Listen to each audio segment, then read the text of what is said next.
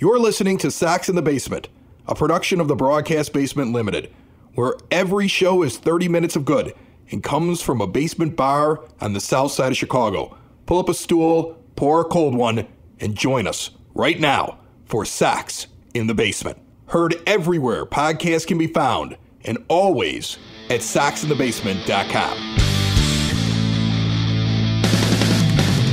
Sitting down here at the 9-foot homemade oak bar in my basement, pour yourself a cold one. Pull up a stool. That's Ed. I'm Chris. This is Sox in the Basement, brought to you by Family Waterproofing Solutions. Give them a call. Phone number's right there on the logo for Sox in the Basement. You heard the commercial at the beginning of the show. FAMWS.com. Tell them we sent you. They take money off. All right, so the big news, we pressured Lori Lightfoot on Saturday's show, and on Monday, fans in the stands. I'm taking full and total credit, Ed. You can't tell me that it wasn't us. No, it was us. It was completely us. In fact, you took credit on social media, and I just pointed out that you get 71% of the credit, and I get the other 39%. So we're good. That's right? 29%. That's you don't even know how to do math. 71. We gave 110% of pressure to Lori Lightfoot, my friend. Don't fool yourself into anything less. I'm going to tell you something. You know, I know a lot of people said, I got this inside word. Even Cap's been on the show, David Kaplan, and he's been telling everybody that he's got an inside person that's telling him it's going to happen. But every single thing she had said up to that point was at some point in the season. And and not committing to day one, right. which is what everybody needs her to do, and she did. And you know what? We're not the only people that put pressure on. I think it was good, but it was something that was bubbling, and the decision had to be made. Who knows? She probably had made the decision a week earlier, but she needed to find time to do a weird video with like the mascots and prepare herself to do something quirky because she thinks that I don't know, endears herself to people. She should have just come right out and said there's going to be fans. I'm excited they're going to be back in the stands. I mean, you know, if we're going to give her some slack there, then I think the question became the Sox and the Cubs were looking for 30%. It's not 30%. She came in lower. Maybe they were just talking numbers. Right. And that would be the more practical. But I'm going to go along with she was waiting so that, you know, Southpaw got his COVID test so she could stand next to him and do something in a video. It's so ridiculous. So anyway, it's going to be 20%. I've already been going through the details. We've reached out to the White Sox and asked them if they want to have anybody come by onto the show and kind of break down how things are going to go. I went right to the top, sent Brooks Boy or something. I won't hear a thing. That's okay. But you can already kind of decipher how this is going to go. Dad's a season ticket holder. He and I are in together on season tickets. He got the email. He talked to me this morning. It basically is telling season ticket holders the plan is coming. You'll find out how you're going to get the tickets. The Athletic reporting that it'll be almost like the money that they already have with the White Sox because they bought season tickets will be used for them to select games that are available to them. It seems like it's going to be something along the lines of, depending on how long you've been a season ticket holder, you're getting first choice. Depending on what your package is, you're getting games based upon how many seats did you already say that you wanted. Like if you had 2, you're not going to be able to buy 6. You're going to buy 2. All right, you're not going to be able to increase it. You can, and then also, depending on if you had a partial season thing, you're not going to get as much of a choice as the people that were full season because they wanted every game and they put the money up front. But there'll be some sort of marketplace, it looks like, where the season ticket holders will be able to pounce on the tickets. And even though they say the thing like, hey, fans, you know, we'll try to release the rest of them to you, I would think they have at least 8,000 to 9,000 season ticket holder seats that are sold every year before we even get to general admission. Yeah, and especially in a year like this one where we were anticipating them being really good, I think a lot of people jumped back on the season ticket bandwagon and were going to invest in coming to the park for 2021 because they knew that we were going to be watching a really, really good team. So for people who are not season ticket holders, there's still going to be the usual aftermarket because there are going to be some season ticket holders that sell, you know, and just try and pull some money off of this thing. We're really, too, I think the good thing to be optimistic about here is that what we're talking about the status quo for April 1st, right? So if you're worried about, say, the second half of the season when things are going to get really, really interesting, it's going to be a slightly different world than it is starting April 1st. So it could be, you know, 16,000 people in the stands, and then there's going to be more opportunity. It could be more people than that. I would be surprised if we are looking at a situation where there's going to be standing room only tickets being sold at some point. But what you would hope for is that if things go well, come September, October, and into the playoffs, that's what we're talking about. And we're talking about the ability to potentially go in and get playoff tickets. Yeah, and you know what the other thing is that we're going to be out there opening weekend. Don't forget, Cork and Kerry at the Park, April the 10th. Yes, we are. All right, be there pregame. All right, we're going to kick this thing off about 11 o'clock in the morning. The game's at 1:10, and we're going to be out there pregame. And if you can't get into the stadium on opening weekend, join us for the watch party over at Cork and Kerry at the Park at 33rd and Princeton. So, and there's no tickets for that. Just get there. Just show up. Just be a part of it. Everybody gets a Sox in the Basement trucker hat. We've got some great guests that we're lining up that we're going to be part of the original Sox in the Basement Fest. We're going to get all the details out to you once everything is locked down, but it should be an absolute blast. We're going to be partying with you on opening weekend, and we're going to have a great time. And I am really looking forward to getting into the ballpark, and I'm super pumped that fans are going to be part of the experience opening up on day one. We're going to ask Scot Gregor about that. How much does it really mean that fans are there in the eyes of the ball players? Is this lip service? Is this, hey, our fans are the best in the world? Or is it real? That's next, and then we're back to talk about the White Sox and the last couple of days of spring training and what we've seen everywhere podcasts can be found, and always at soxinthebasement.com. Sox in the Basement listeners, do the hard work. And if you're a hardworking man or woman on the South Side, you need to be outfitted properly. And that's why you should visit Red Wing Shoes in Evergreen Park, New Lenox, and Geneva. A work boots specialty store that carries sizes from 6 to 16 and feet as wide as 4E. A 115-year-old company that came out of Red Wing, Minnesota, and one of its largest stores in the entire Midwest is in Evergreen Park, Illinois, ever since 1976. When you're on your feet, the footwear is everything. So why not get an expert fitting? They warranty, repair, and offer free conditioning with laces. And they also carry Carhartt work clothing as well. Located at 3347 West 95th Street in Evergreen Park, Illinois, at 208 East Maple Street on Route 30 in New Lenox, or at 1749 South Randall Road in Geneva. Visit them today. You work hard. You've earned it. Red Wing Shoes. Joining us right now on Sox in the Basement, he's been on before. He's a good dude. He covers the White Sox for the Daily Herald. His name is Scot Gregor. Scott, how are you? I'm doing great, Chris. How you doing? I think we all assumed, just because of the way in seasons past, that you're down at spring training and you're covering the team there, but you're able to do it mobily because there's no access to the players, right? I mean, basically, whether or not somebody's down there or if they're at home, you're all on a Zoom call anyway, right? Yes. That's the unfortunate, ongoing problem with the COVID. Even though it's starting, there's like at least a light at the end of the tunnel now, but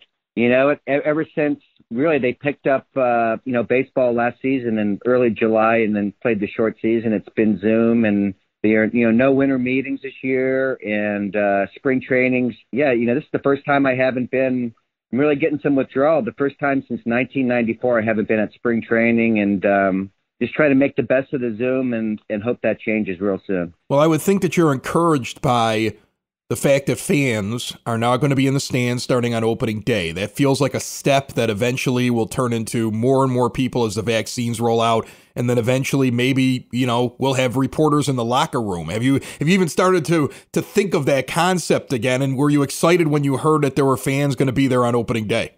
Chris, very excited. First of all, with the fans, the media is secondary in my opinion. I mean, I just think, just sitting at some games last year, during that short season, no fans, the piped-in noise. It's just the players. I give them really the players on every team, every sport. I give them credit just for. I mean, it's just amazing. You kind of take for granted the crowds, but since the pandemic started, basically a year ago, I mean, the lack of fans has come up over and over again, and just how much the players, White Sox players, just how much they're missed, at Guaranteed Rate Field. And, there have been some fans, in the Cactus League this year, limited crowds like you're going to see at the beginning of this season. And even though, you can hear these, even though they're smaller crowds, I mean, the noise is there. I think it's a little bit noisier than I expected. And so, yeah, to get 20% back at the start of the season,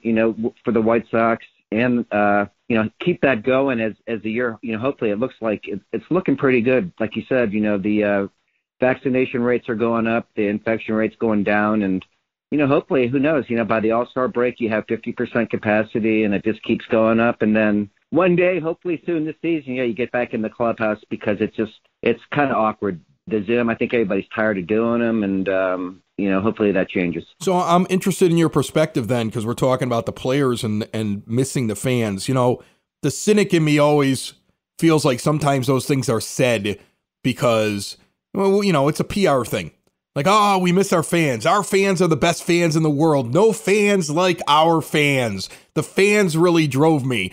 When you talk to these guys on the Zoom and they bring this up, is your feeling that it's like, yeah, and we miss the fans? Or is there a real thing that's missing for them? Like, it may even affect gameplay for them because it doesn't feel normal. Yeah, that's a great question, Chris. Here's an interesting thing that's come up, and with some players on these Zooms, some Sox players, is just that, when you have a crowd, they play off like the cues from the crowd. Like, say somebody hits a ball to right field, he's got his head down, he's running to first base, and then that ball would get by the right fielder, roll into the corner. Well, you hear it from the crowd, and so it's like the guy will pick his head up real quick, take a look, and he's on second base, maybe third base, just from the crowd reaction. So, I think like the White Sox, like every other team, they just love to hear the cheer.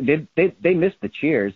They miss the applause. I mean, that's what you work so hard to get to the major leagues for, to play in front of those big crowds, loud crowds. And, it's 100% genuine that, before the pandemic, if crowds were sometimes maybe taking it, just taken for granted. I mean, that's not the case. And, the appreciation level is really off the charts. So the White Sox not doing so well record-wise in the Cactus League. There's a few joke accounts now on Twitter just making fun of it, which I find hysterical. But the thing that is also funny is that some people really are upset about their record this early in spring training. Is there any concern? Can you set some minds at ease? I get the feeling Tony La Russa wants to start seeing them win some of these games, but at this point, it doesn't seem like they're really trotting out their best guys, and the Sox aren't really known for their depth. They're very good up top, but an injury is going to make a lot of difference in where this team is going, especially at certain positions this year. There isn't any kind of worry right now around the team that you see, is there? Are you talking about the fire Tony La Russa tweets that you're seeing since I love them. Are you trying to say White Sox fans are overreacting to something? Yeah, just a little bit. Yeah. Just a little bit. Yeah, no. You know what? I've been covering spring training for so long that right now you were roughly at the halfway point. So I mean, they haven't even made their first round of roster cuts yet. Those should be coming pretty soon, and they're going to be guys, like Mike Wright, guys you expect that are just kind of non-roster guys, just filling out some innings, picking up some innings or whatever. But you know what? It's like, I think if you look maybe like the last week, there's no panic at all. Like you said, like Dallas Keuchel hasn't pitched in a game yet. Who else hasn't? There are quite a few guys. Yasmani Grandal, he's had a little knee injury. He hasn't, played in the game yet. Liam Hendricks is just pitching B games, which a lot of guys prefer to do.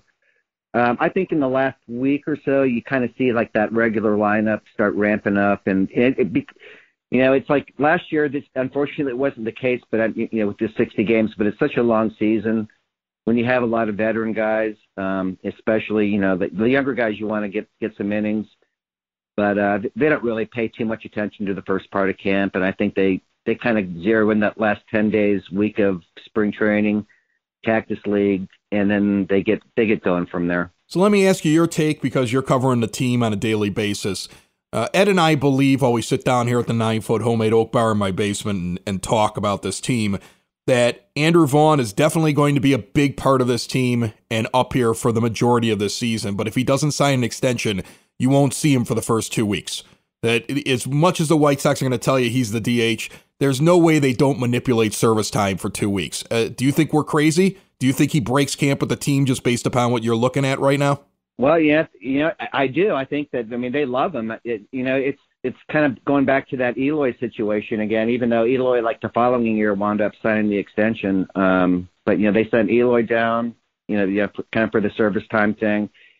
The White Sox really, this isn't like a Seattle Mariners thing. I think the White Sox right now, I mean, they're built to win. They believe in Vaughn, and they're talking him up. He's performing well, and like they could send him down and say, oh, we just want to. There's not even really, and this year there's not even like the AAA season's been pushed back, so you're sending them to the alternate training site, which they're not really sure where that's going to be at yet. So I'd be kind of surprised if he wasn't on the opening day roster. And that doesn't necessarily mean he'd have to have a contract extension. I mean, they'll probably get around to doing that with him anyways if he's as good as they think, the White Sox think he's going to be. So, there's no reason why they couldn't sign him to a contract extension during the season or, next off season. All right, before I let you go, I'm going to ask you to give me just your pick here. We have analyzed this roster and tried to look at who's the last position player on the team, and we do not think Zach Collins is the backup. We think it's going to be Lucroy. We think there's a reason he's in there. So between Collins and Mendick and Tim Beckham and possibly a Gavin Sheets, if you had to look at those guys or maybe another one you pull out of thin air, which one do you think is the last guy onto this roster, at least looking at things so far? And I know it could change in the next week or so, but I mean, is there a buzz around one of them that you're like, yeah, that guy's probably going to make it if there's room for him? I'll go with Zach Collins just for one reason. I mean, like the catching, I can see him that, like La Russa has said, that he doesn't really think that they're going to keep three catchers. But what they could do if they would keep LaCroix and Collins is if there's like a tough right-hander, you can, just take a look at Zach Collins, give him a chance. He really hasn't had much of one. I mean, he was the number 10 overall draft pick a couple of years ago. I still like that bat he's got. And, I don't know if he's ever going to be a great defensive catcher, but I'd let that bat, take a look at that bat and see what you have there finally. I mean, he really hasn't had, last year was tough for Zach. And, but, maybe, I know they don't want to keep three catchers, but let him catch once a week. And because Grandel's just got some injury problems, LaCroix's an older guy. And then you can take a look at Zach Collins at catcher and at DH with that left-handed bat. That's Scot Gregor, Daily Herald. We're honored to have him as always. I appreciate your insight, Scott. We will check in again with you very soon. Great. Thanks, Chris. Great talking to you. Hey, gang. Ever wonder what it's like to be a small business owner? It's confusing. Weird expenses coming out of nowhere. And when you throw in health insurance, forget it. Nobody understands how that works. If you own a business, big or small, it's one of the biggest expenses you have all year long. And yet, we all wait until open enrollment at the end of the year, and then we think to ourselves, next year I'll get a jump on it. And then it's another year of paying way too much. If you're a business owner, big or small, HR representative that wants to impress the boss, give Butch Zemar of Elite Benefits of America a call. Save yourself or your boss thousands or even tens of thousands of dollars a year. Reach out to Butch right now, 708-535-3006, or shoot him an email, butch@elitebenefits.net. And be sure to check out the Zemar podcast. Don't wait till the last minute. Put Butch Zemar to work for you now. I love looking at lists and stories and breakdowns of ball players around Major League Baseball when it comes to fantasy baseball, because fantasy baseball really is a very intricate look at the statistics that players put up. It's not like fantasy football when we're just looking at yardage and touchdowns. There's so much that goes into the stats when they're trying to figure out who's good and who's bad at fantasy baseball. Low whips mean better pitchers. It's not even wins and losses as much as do you put a lot of guys on base. High slugging, on-base percentage, OPS, those things matter a lot. How much does a guy strike out? All those things matter. It's really the value of the player, and it's very measurable when you play fantasy baseball. So these guys, looking at it from that big view nationally, not even looking at the name on the back of the jersey or the front of the jersey, just looking at the stats, a new list came out on CBS Sports of the top 150 dynasty fantasy baseball players. And the reason why I find this list interesting is because they're measuring how good the guy is now, what his potential future is, and how confident they are in that player. So when looking at those three factors and trying to figure out, hey, if you're building a team right now, not only to win now, but win in the future, these 150 guys are the best players in baseball that you would want on a team. And I'm pretty sure that list would be pretty close if you were just doing a complete redraft of all of Major League Baseball. The White Sox ended up with 11 players on this list out of 150. 11. 11 players. And I wanted to go through them here with everybody and talk about these guys because it shows you not only how good they are now, but their potential to become even better over the next couple of years. I'm going to ask you first, who do you think is the most valuable White Sox player on the roster? We'll get to that player last. But if I had to ask you, who is the highest ranked guy on this list, who would you think it is? Pitcher. Pitchers tend to be more valuable in fantasy. I think, and I think it's got to be the ace, right? It's got to be Lucas Giolito. All right, let's see where we get to him. So we're going to move our way up from the back of this thing and just kind of talk about some of these guys because I found this to be fascinating as I look through the list. So the lowest guy on the list at 137 out of top 150 was Liam Hendriks. So his current value was really high, but in terms of is he going to get any better? No, probably not. Yeah. This is his ceiling. And are we confident in him? Not really confident because he's a closer. Lance Lynn comes in at 129.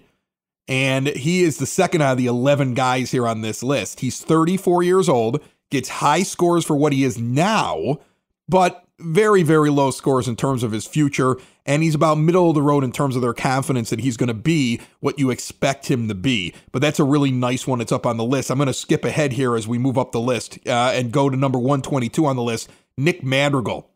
And Madrigal is about middle of the road in terms of what he is now, but his potential number is higher. At 24 years old, they expect him to only get better.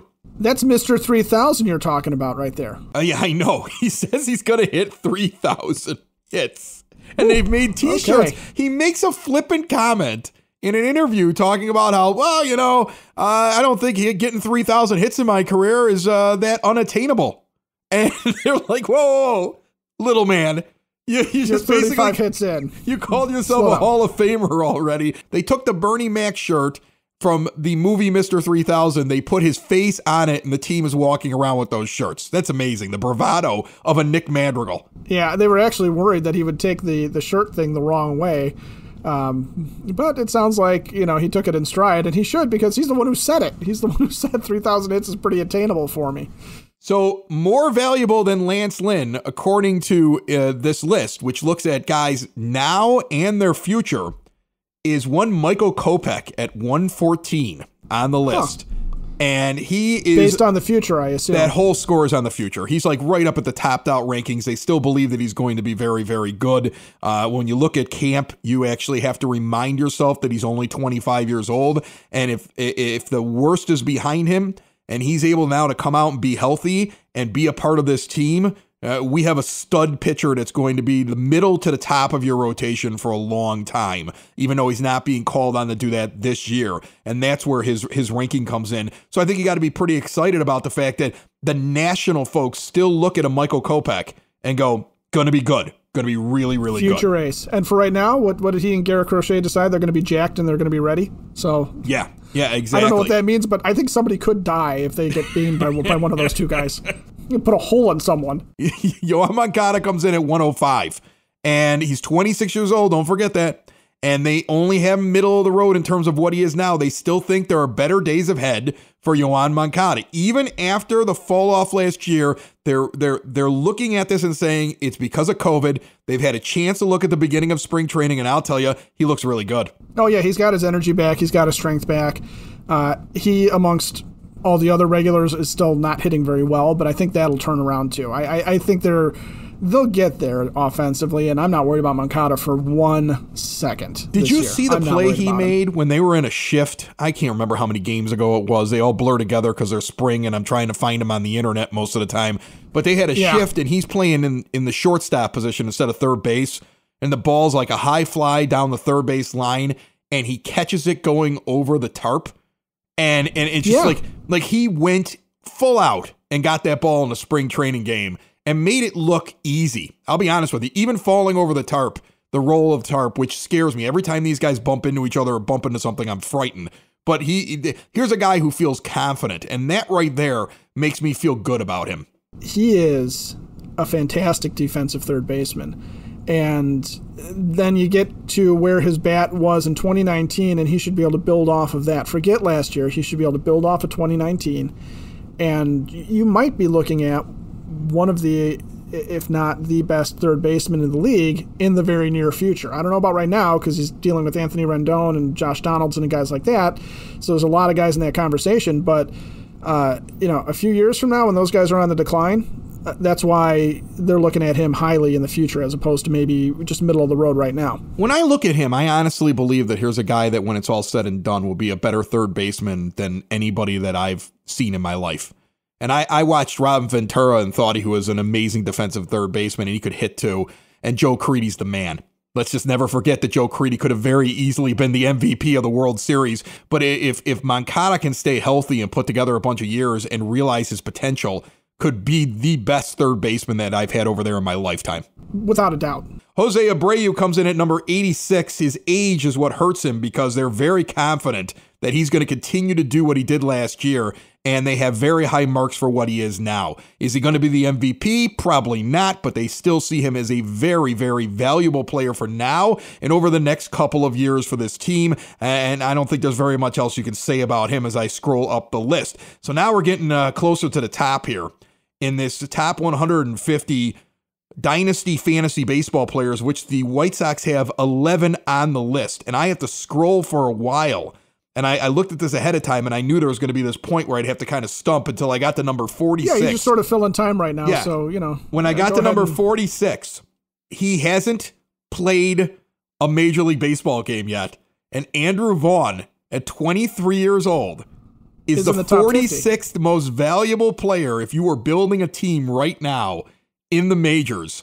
I mean, the hype is real, and it's not only real with the White Sox, it's real nationally. Yeah, everybody, I think, is coming around to the idea that once you get over the stigma of a lack of games in the minor leagues, and once you get over the stigma of the service time issue and how teams treat their rookies, that Andrew Vaughn is really, really good at what he does, and he is going to be a very, very good hitter. I'm interested to see if he could beat the mark that I kind of set for him, which was Gordon Beckham's rookie year when we all thought Gordon Beckham was really, really good.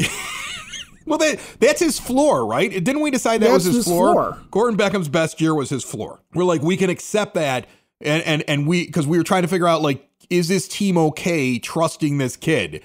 And we figured that was his floor. That doesn't mean he's going to be that. He could actually be better than that. They seem to think that in this ranking. Yeah, well, and that's what I'm saying is that you're talking about a Rookie of the Year runner-up in Gordon Beckham that we were, as Sox fans, very high on. And if Gordon Beckham's rookie year is Andrew Vaughn's floor and what he does this year, one, they're going to be fine at the DH position for this year.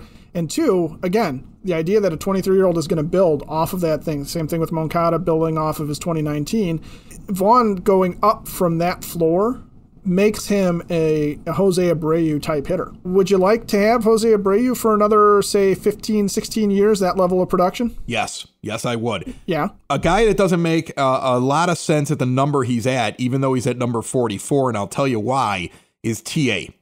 Tim Anderson comes in at 44, and I think he gets robbed because they give him high marks, not only for what he is now, but what he's going to be here in the future.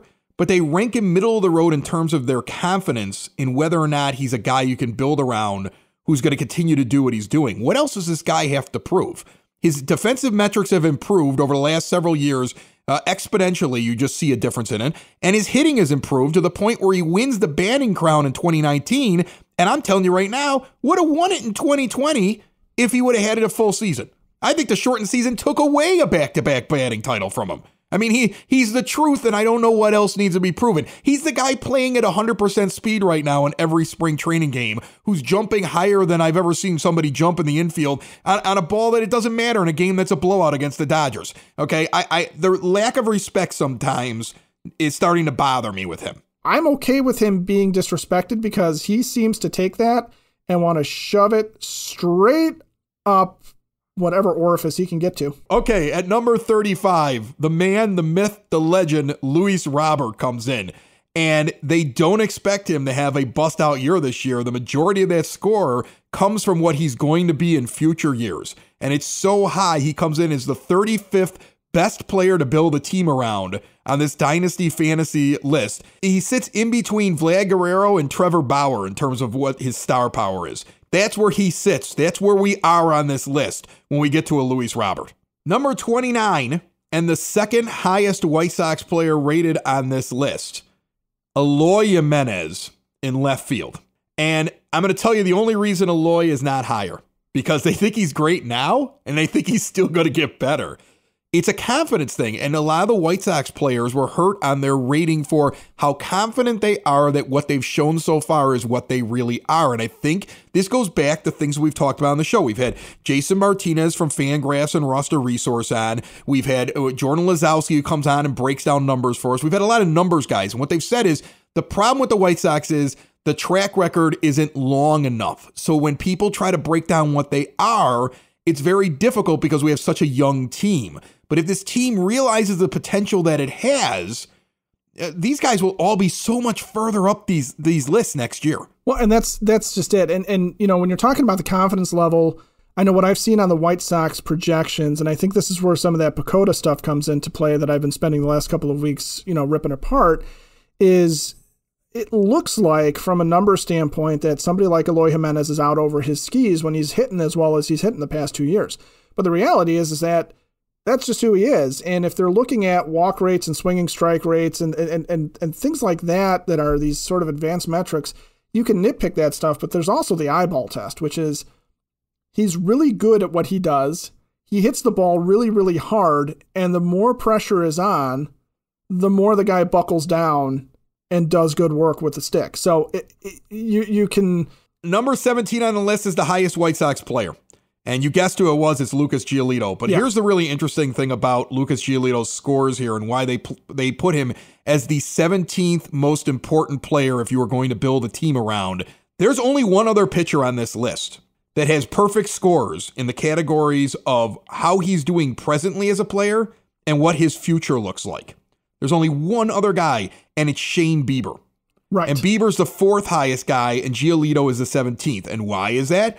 Because, again, track record. Yeah, and you know the confidence thing there too gets back to you know, he was the worst pitcher in baseball a couple years ago before Ethan Katz got a hold of him, frankly, in the offseason and helped turn him around even before he was the Sox pitching coach. Ethan Katz is the pitching coach because of what he turned Lucas Giolito into. And make no mistake about that. Yeah, that's exactly why he's here. And so when you're talking about this confidence level, again, with Giolito, you got to understand that there is a really, really bad year there, that what you do not have for Shane Bieber is that really, really bad year. That's exactly what it is. I'm telling you, he's a stud. He's a star. I saw an overlay when I was looking, you know, Twitter sometimes comes up with these amazing things where somebody like overlaid Giolito throwing his changeup and his fastball. And you can't even tell that it's an overlay until well after the balls come out of his hand and is halfway to the plate, when all of a sudden it starts to look like there's two Lucas Giolitos.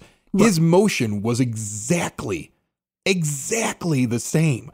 The ball crossed the plate in basically the exact same spot, but it was so much slower as a changeup than a fastball. This guy doesn't tip anything right now. This is the kind of stuff we may watch a season this year. We may watch a Cy Young season this year. Lucas Giolito is got to be an early favorite for AL Cy Young. We could be watching a Cy Young season, an AL Rookie of the Year season with Andrew Vaughn, and is there another MVP season sitting out there with the options that you have on this team? And like we said, this is a list that's supposed to look at this year and the future. Right. And every single one of these guys, with the exception of maybe Abreu, will drop down as he gets older. Lance Lynn will drop down a little bit as he gets older. The majority of these guys on this list, especially the ones that are high up, their potential continues to get greater as their careers go on while they're measuring them. I mean, this could be magical. I'm having such a hard time not getting myself too excited about it, right? Like, what if they come out and they fall flat for the first few weeks of the season and I'm banging my head off the bar here on the show every other day? Like, I won't be able to handle it right now. What they've done is they've given me the Kool-Aid. I drank the Kool-Aid. I got the big pitcher of Kool-Aid. I drank that Kool-Aid. I went in the back. I made more Kool-Aid, and I want that Kool-Aid to taste like the original version, and I just want more and more Kool-Aid. I'm so in right now. This is like when you fall for a girl, and you're like, wow, she's so pretty, and I can't believe she's going to put up with me. And I'm just so afraid I'm going to find out that, like, we're only friends. Yeah. I mean, I think... I think there's going to be a lot of that, and I think everybody needs to remember that there's going to be some down points this year. You are going to, you're going to want it, and she's going to say no, and you got to respect that, okay?